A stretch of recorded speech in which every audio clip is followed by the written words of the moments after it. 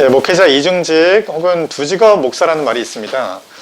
목사가 교회 사역 이외에 다른 직업 활동을 하는 것을 말하는데요. 최근 목회 이외에 다른 직업을 갖는 목사님들이 많아지는 추세라고 합니다. 목사님, 왜 이런 현상이 나타나는 걸까요? 어떻게 보면 슬픈 일인데, 일단은 기독교인들이 늘지 않는다. 그리고 개척교회가 어렵다는 현실을 인정해야 될 것 같습니다.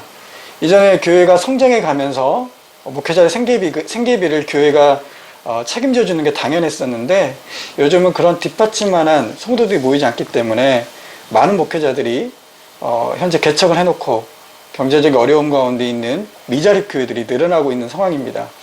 그러니까 미자립 교회 목사님들은 교회 유지와 생계를 위해서 당연히 다른 직업을 구하고 있는 것입니다. 그런데 목회자 이중직에 대한 교회와 교단의 생각은 굉장히 부정적입니다. 몇 가지 오해들이 있는데, 첫째, 목사가 믿음이 충분하면 하나님께서 그 필요한 재정을 채워주실 것이다. 그러니까 즉, 이중직하는 목사님들이 믿음이 약하다는 것이죠. 둘째는 대형교회 목사는 작은교회 목사에 비해 상대적으로 탁월하다라는 오해가 있습니다. 이것도 왜 작은교회 목사들이 이중직을 하겠느냐, 목사로서의 재능이 부족해서다 라는 논리로 이어지는 거죠.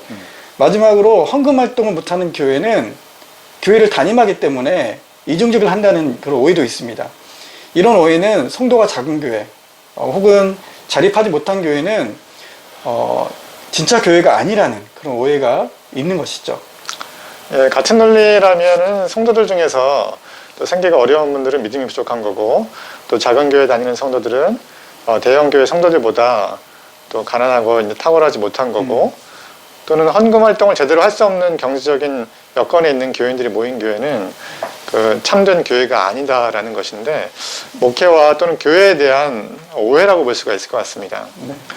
예, 한국 교회의 주요 교단들은 목회자 이중직에 대해서 이 허용에 대한 논의가 최근에 되고 있기는 하지만 아직까지 전면적으로 허용하는 교단은 없습니다. 예수교 장로의 합동, 통합, 백석, 그리고 감리회 등 한국의 이제 대표적인 교단들인데, 모두 미자립 교회에 한해서 노회장이나 또는 감독의 허락을 받아야 이중직을 할 수가 있습니다. 기독교 대한성결교회는 이중직을 원천적으로 금지하고 있습니다. 네. 대부분의 교단들에서 목사가 생활이 어려워서 예를 들면 우유 배달이라도 하려고 하면 노회장의 허락을 받아야 돼요. 참 이 현실에 맞지 않는 일이죠. 그렇기 때문에 수많은 목회자들이 택배라든지 또는 대리운전 또는 생산직 근로자, 카페 등을 운영을 하고 있는데, 교단의 법이 따라가지 못해서 이분들을 모두 범법자로 만들고 있습니다. 교단 방침이 참 아쉬운 부분인데요. 네, 맞아요. 예, 지금도 이 미자립 교회가 한국 교회의 70% 이상을 차지하지만, 또 기독교인이 점점 줄어들고 있는 현실을 보면 목회자 이중직에 대해서 보다 더 열린 마음이 필요할 거라고 생각을 합니다.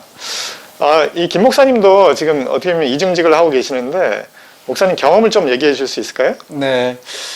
사실 저도 원덕교에서 사역한 이후로 계속 이중직을 해오고 있습니다. 그러니까 뭐 여러 가지 일을 했었는데, 말씀하신 대로 이중직에 대한 목사님들의 태도가 아주 전향적으로 바뀌어야 된다고 생각해요.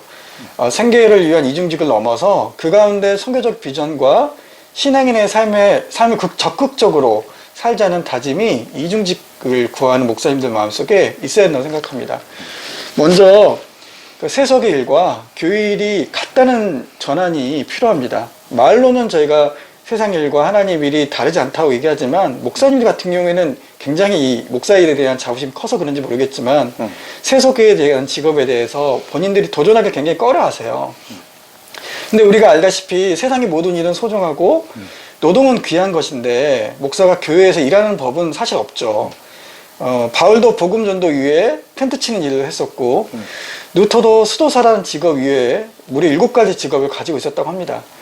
그러니까 목회자로서 사명을 충분히 세속적인 직업을 통해서 감당할 수 있다는 생각을 가져야만 우리가 이 이중직에 대한 전향적인 태도가 열릴 것 같습니다.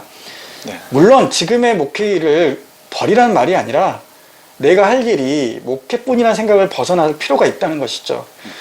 집사님은 목사님이 목회 위에 다른 일을 한다고 한다면 어떤 생각이 드시나요? 예, 평신도로서는 목사님의 생계 때문에 다른 일을 해야 한다는 것에 대해서 한편으로는 좀 죄송하기도 하고 또 안타까움도 있을 수가 있겠죠. 하지만 만약에 제가 목회자라면 이중직을 적극 고려해 볼 것 같습니다. 사실 목회자가 생계를 전적으로 교회에 의존을 하면 때로는 그것이 이제 하나님이 원하시는 방향이 아닐지라도 교인들이 원하는 설교 또는 교인들이 원하는 목회를 해야 하는 경우가 많습니다. 예, 친한 목사님 이제 얘기를 들어보면 당회원인 장로님들이 목사 월급 준다고 생각을 하면서 목사를 마음대로 휘두르려고 하는 경우가 있다고 합니다. 목사 입장에서 보자면 정말 하나님 앞에 이제 소명을 받아서 힘들게 공부했는데 내가 하고 싶은 말은 하고 적어도 소신을 갖고 내 소신을대로 목회를 해야 하지 않을까 이런 생각을 이제 하게 됩니다. 그래서 목회를 준비하고 있는 신학도들이 있다면 이중직을 염두에 두고 목회와 별도로 생계를 꾸릴 수 있는 일을 미리 준비하라고 말씀을 드리고 싶습니다.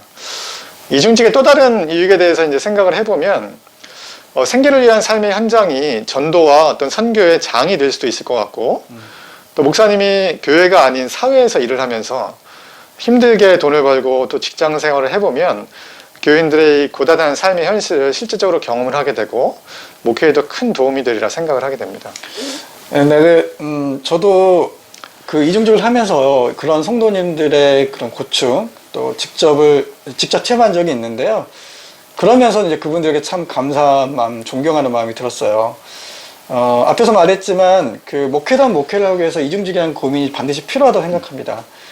목회자 후보생이나 새로운 사역지를 찾는 목회자들의 고민은 사실 생계 문제도 있지만 나에게 맞는 그리고 하나님이 원하시는 목회를 기존 교회에서 할 수 있을까라는 목회자 실존으로서의 고민도 있습니다. 기존 교회에서 부목사 생활하다 보면 일단 내 목회는 접어야 합니다. 담임 목사가 원하는 목회 철학이라든가 교회가 기존에 해왔던 교회의 어떤 그 행사라든가 교회 방침대로 따라가는 것이 사실 대부분이거든요. 사실 그렇게 부목사 생활을 오랫동안 하면 자기만의 목회를 하고 싶다는 의욕이 좀 사라지게 되죠.